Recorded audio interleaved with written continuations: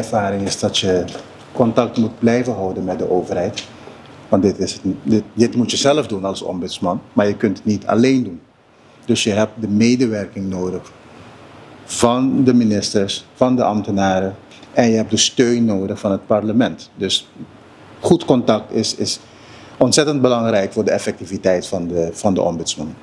Ik sluit me ook daarbij aan en gewoon doorblijven zoals we de hele tijd zeiden. Je moet gewoon niet opgeven, gewoon iedere keer weer proberen op andere wijze. Op Sint Maarten hebben we nu verschillende tactieken geprobeerd om te gebruiken dat wij zeg maar antwoorden krijgen of geschillen of gevallen kunnen oplossen. En we hebben gezien dat dat wel heel veel heeft geholpen.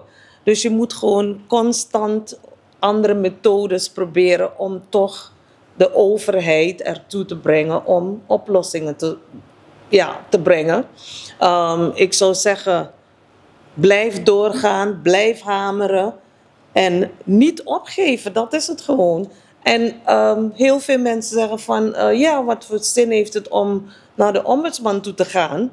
Maar je moet gewoon verder kijken dan gewoon wat jij wil, bijvoorbeeld. Je moet kijken naar het gehele plaatje. Wij zijn daarvoor, ik moet even in het Engels gaan schakelen hoor.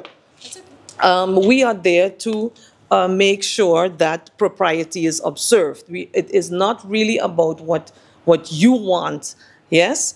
And we, with our investigations and giving recommendations, and with government following up on those recommendations, we promote good governance. The service to the public is enhanced once the recommendations are followed up on. If people don't complain, if people don't come forward, we don't know. Government doesn't know or is not held accountable, and Parliament won't be able to do their supervisory role in government. One little example, after Hurricane Irma, 2017, 2 years later, 2019, people were still waiting on help to fix their roofs. They were still in the same state as if the hurricane had just hit. They filled in so many forms, went to so many different agencies, government agencies, for help. When we started our outreach, they was like, yeah, why should we go to the ombudsman? So I said, we can't help you, I can't fix your roof. But what I can do is make your voice be heard. And that is exactly what we did.